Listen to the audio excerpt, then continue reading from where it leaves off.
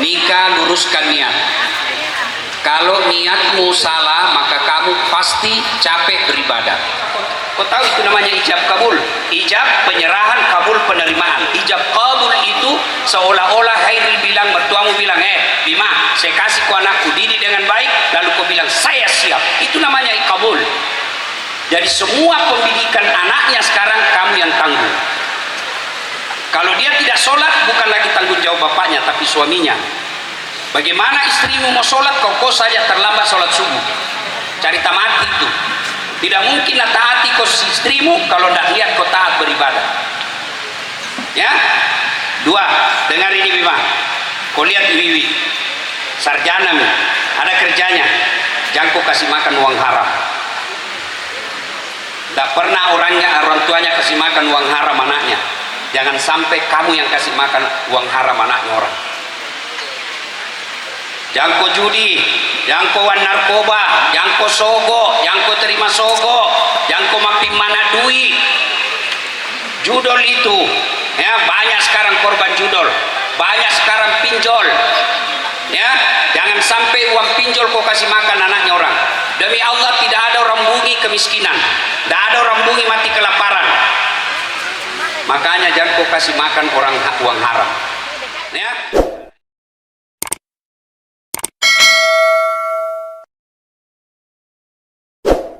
Mau'izatul Hasanah atau nasihat pernikahan yang insya Allah akan disampaikan oleh Ustadz Dr. Haji Dasad Latif Esos SAG MSI PhD ila Ustazinal Karim Al-An falyatafaddal mashkura. Warahmatullahi wabarakatuh. Alhamdulillahi rabbil alamin wa bihi nasta'inu ala umurid dunya waddin.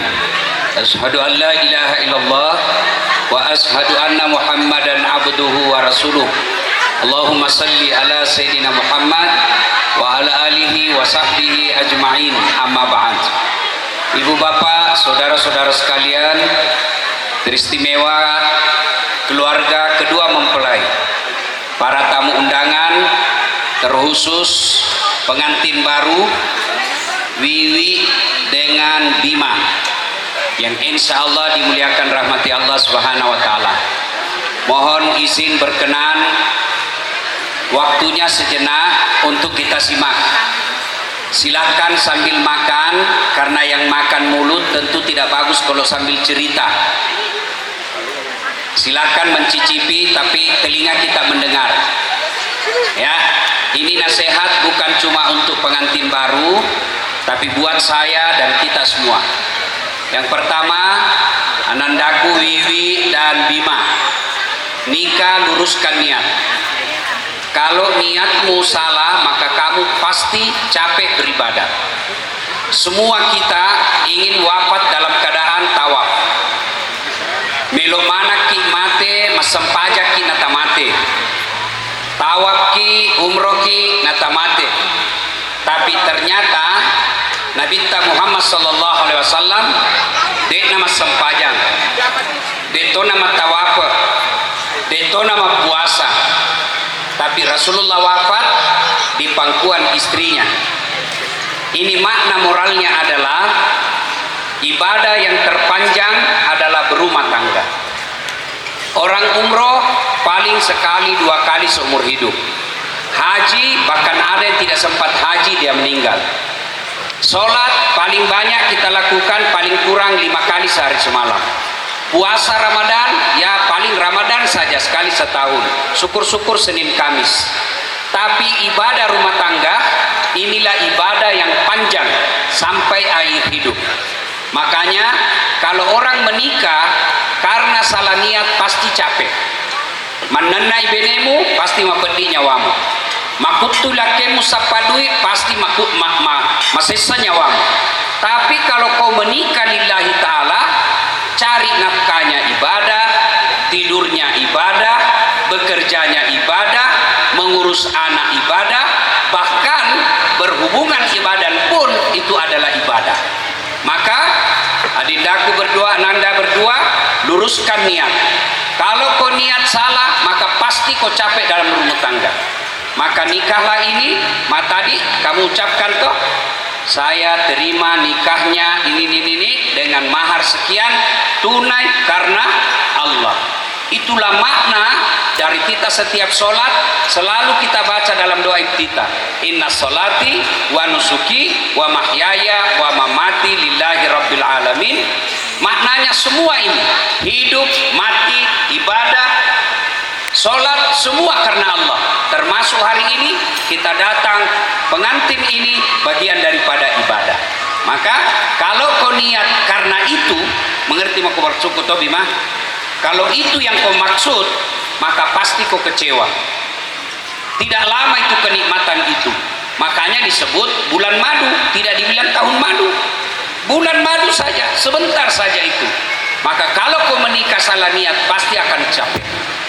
Yang kedua, percayalah tidak ada rumah tangga yang tidak ada masalahnya. Itu dulu, percaya kok tidak ada rumah tangga tidak ada masalahnya.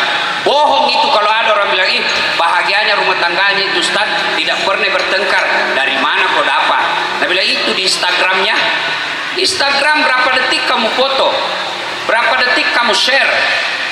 Kita tidak tahu 23 jam selebihnya. Maka pasti ada masalah. Jangankan kita yang banyak dosa, kurang apa mulianya Rasulullah Muhammad SAW. Apa beliau tidak punya masalah dalam rumah tangganya? Banyak. Aisyah pernah dituduh selingkuh. Itu Aisyah, istri Nabi. Dalam status ekonomi, Nabi pernah 3 hari 3 malam tidak makan sampai Hasan Hussein pucat. Dari segi bermasyarakat, Nabi bukan dibully. Beberapa kali uji coba pembunuhan sampai puncaknya mau dibunuh, dikepung rumahnya. Itulah kejadian hijrah. Itu Nabi, apalagi kita. Tidak ada orang tidak ada masalahnya. Lihat Pak, Wiwi, Dima. Ada orang belum menikah sudah punya rumah. Ada toh? Ada. Tapi apa masalahnya? Tidak ada anaknya. Ada orang sudah menikah, ada cucunya, sudah bapak anaknya, tidak ada rumahnya. Ada lagi orang sudah menikah, ada rumahnya, ada anaknya. Apa masalahnya? Mertuanya selalu ikut campur. Biar cat rumahnya anaknya mau tonan urus, biar gordennya anaknya mau tonan urus. Bagus rumahnya, bagus anaknya, mertuanya baik. Apalagi masalahnya? Orang tuanya selingkuh lagi anaknya. Tidak ada orang tidak ada masalahnya. Bahkan saya sekalipun sebagai penceramah banyak tahu masalahnya. Apa masalahku sekarang? Banyak janda-janda curhat. Ustaz baru meninggal suamiku, ada doa-doa penenang jiwa. Kukirimi doa-doa, kita baca ini kalau sudah ki sholat. Lama-lama Nabi bilang, Ustaz tenami perasaanku, mau ki jadi imam dalam hidupku. Saya bilang, mohon maaf saya bukan imam, saya penceramah. Semua ada masalah. Ini di depanku semua ini. Allah buka penuh masalah semua ini. Ya semua orang punya masalah. Alhamdulillah. Deto nama kada puangnya. Saat kongka masalahmu sogi koyolo. Bima, Wiwi, kongka masalahmu jadi wali kota koyolo. Jadi anggota DPR koyolo. Jadi profesor koyolo. Tidak. Allah cuma minta 2. Ista'inu bisabri wassalah. Sabar aku pada ciri sampai jamu. Iya pas selesaikan itu masalah. Wiwi, besok-besok suamimu ternyata kelihatan aslinya. Waktu pacaran selalu pernah kirim stiker kalau mau tidur. Waktu pacaran kalau kau jalan sama-sama, hati-hati deh. Ini matamu mata itu. Bahkan mau kau naik mobilnya pun bilang, hati-hati tak tumpuk kepalamu. Sekalinya ada yang anak muda nanti, tak tumpuk kaki udah bilang apa? Di mana simpan matamu? Tuh. Nah ketika Rodi, Bima, besok-besok istrimu suka ngomel, jangan kau bantai. Lebih baik kau dengar saja. Memang perempuan itu hobinya ngomel. Kalau ada perempuan tidak suka ngomel, pasti kelainan jiwa. Ya pasti. Itulah sebabnya Nabi bilang, dengar ini bapak-bapak yang suka ngomel istrinya. 2 tunas sabari makunrena sukoji manena. Pertama, jarang kau kasih hadiah. Yang kedua, jarang kau puji. Supaya istrimu berhenti ngomel, 1, puji dia. Dan itu pujian, boleh kau bohong untuk memuji istrimu. Dengar kau Bima, boleh bohong untuk memuji istrimu. Dan itu perempuan, biar dia tahu dibohongi, masih dia suka. Misal toh, tambah cantik kok. Mana ada orang tambah cantik?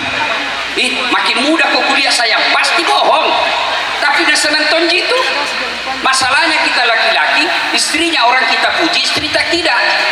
Maka puji itu perempuan, senang dia puji. Saya pun senang dipuji. Ketemu temanku yang lama ndak kata, Dasat, makin muda kau kuliah. Saya tahu jika bohong tapi ndak apa-apa, saya suka ji. Maka puji. Yang kedua, kasih hadiah. Bima, besok-besok kau tugas, kau tinggalkan daerah 3-1 minggu, pulang kasih hadiah apapun. Mau hadiah roti, tapi hadiah paling senang perempuan emas. Dan percaya kau tanya Wiwi. Suka kau Mas Wito? Pasti suka. Kasih hadiah, besok-besok nak tahu palsu paling ini kau kasih kak. Tidak mau kau tahu berapa juangku sayang, tapi meskipun emasku palsu, tapi cintaku murni. Nah itu yang jadi masalah sekarang, laki-laki jarang memuji, tidak pernah kasih hadiah, tidak mau kalau istrinya ngomel.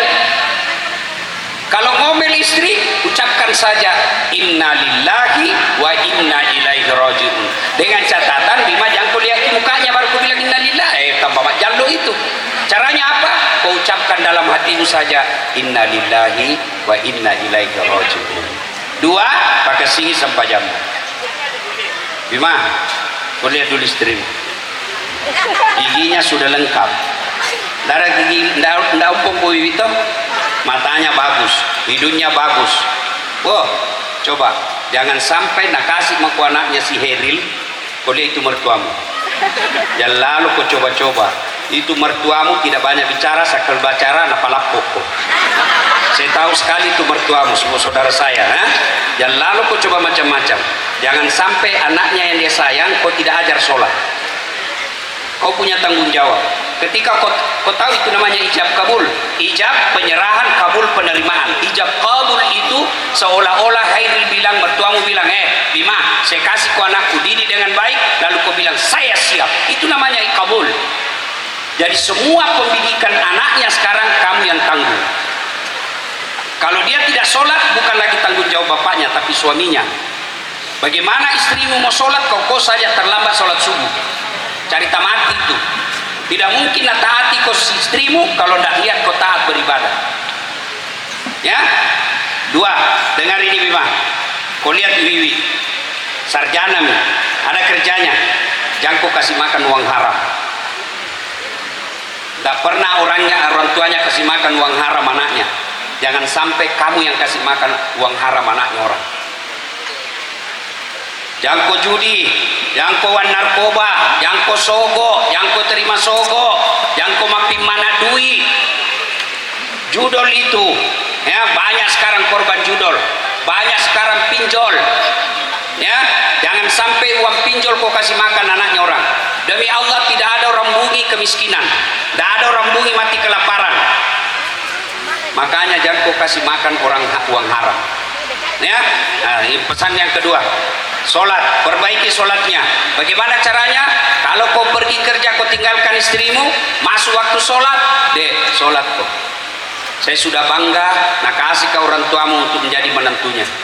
Tapi jangan kau kasih malu saya depan bapakmu gara-gara kau tidak sholat. Begitu juga kau untuk bapakku terima.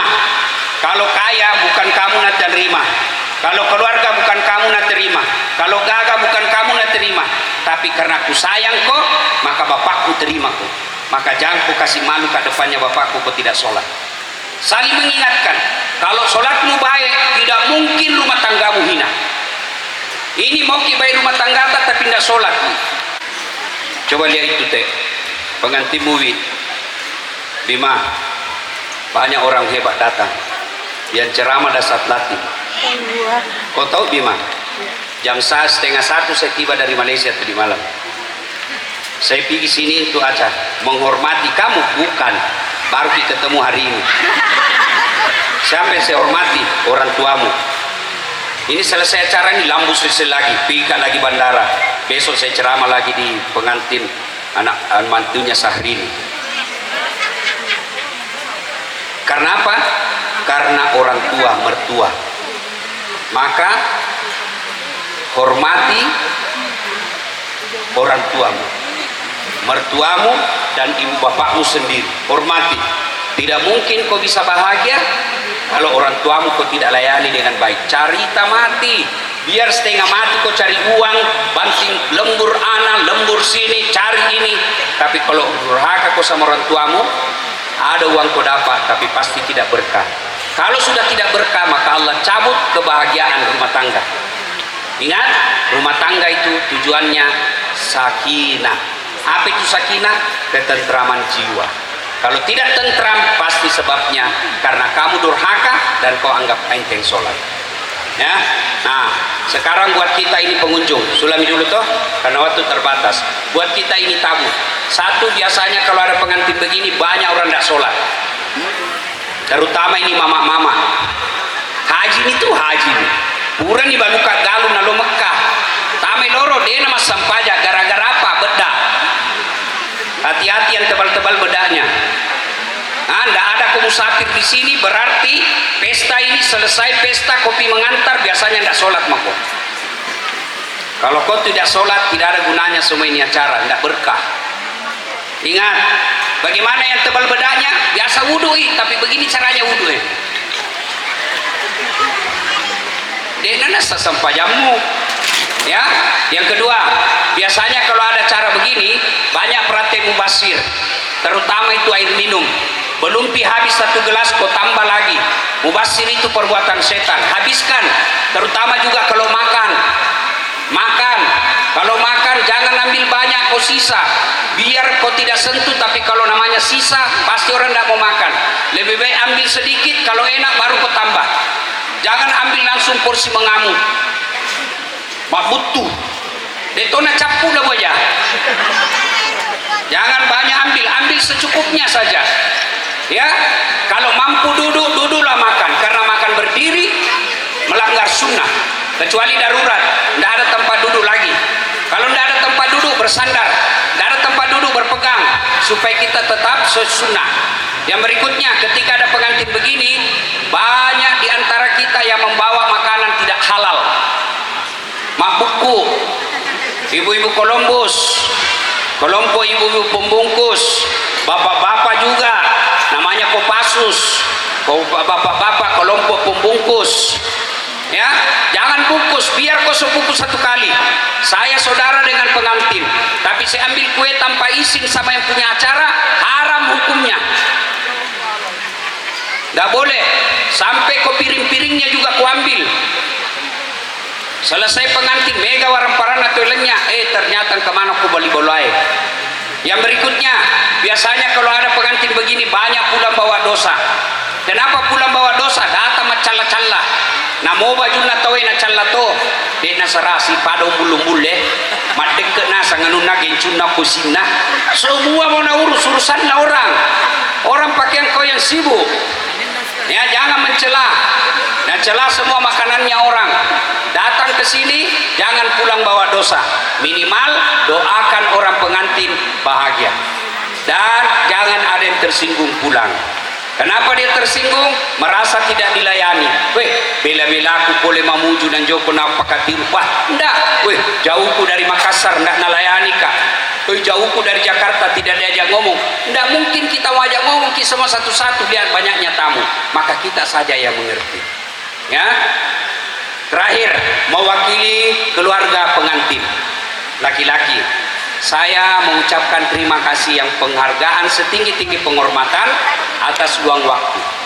Saya tahu sibuk manaki, tapi karena hormat undangan sesama muslim adalah bersaudara, maka kita datang di sini. Terima kasih atas undangannya. Kami hanya berdoa mudah-mudahan menjadi amal.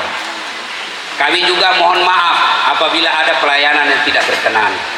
Ada merasa tidak nyaman di hati, itu tidak disengaja, tapi keterbatasan kami sebagai manusia. Tapi percayalah, kami sudah berusaha semaksimal mungkin untuk melayani Bapak Ibu dengan sebaik-baik pelayanan, tapi keterbatasan milik kami sebagai manusia. Terima kasih, mohon doakan semua pengantin supaya sakinah, mawaddah, warahmah. Terima kasih. Usikum wa nafsi bitaqwallah fastabiqul khairat. Sebelum kita akhiri, mari kita berdoa. Kita awali dengan mengirimkan suratul Fatihah kepada Rasulullah Muhammad SAW. Khasiat dan keutamaannya kita ikhlaskan untuk kedua mempelai. Al-Fatihah. Bismillahirrahmanirrahim. Iyyaka na'budu wa iyyaka nasta'in. Amin. Allahumma ghafir lil mu'minina wal mu'minat wal muslimina wal muslimat al ahya'i minhum wal amwat innaka sami'un qaribun mujibud da'wat wa qadiyal hajat. Allahumma ghafir lana wa liwalidayna warhamhuma kama rabbayana shaghira. Allahumma inna nas'aluka salamatan fid din, salamatan fid dunya wal akhirat, wa afiatan fil jasadi, wa siyadatan fil ilmi, wa barakatan fil rizq, wa taubatan qablal maut, wa rahmatan indal maut, wa maghfiratan ba'dal maut. Allahumma hawwin alaina fi sakaratil maut wa najatan minan nari wal afwa indal hisab. Rabbana atina fid dunya hasanah wa fil akhirati hasanah wa qina adzabannar. Subhana rabbika rabbil izzati amma yasifun wa salamun alal mursalin walhamdulillahi rabbil alamin. Terakhir sekali mohon berkenan mengirimkan suratul Fatihah kepada almarhum Ica, mamanya Wiwi. Saya tidak tahu nama lengkapnya. Nah, kita kirimkan Fatihah karena beliau almarhum sudah wafat, ada di alam kubur. Kita doakan dengan mengirimkan suratul Fatihah, mudah-mudahan dilapangkan alam kuburnya. Wi, jangan kau sedih, mamamu lihat kau ini, tinggal kamu jadi kau anak yang soleh. Jangan lupa setiap kau ingat, bayangkan mamamu, cukup kau kirimkan Fatihah. Ila hadratil Nabi Mustafa Muhammad sallallahu alaihi wasallam, summa hususil ruhil almarhumah Hajjah Nur Asia. Al-Fatihah. Bismillahirrahmanirrahim. Alhamdulillahirabbil alamin. Ya karam wa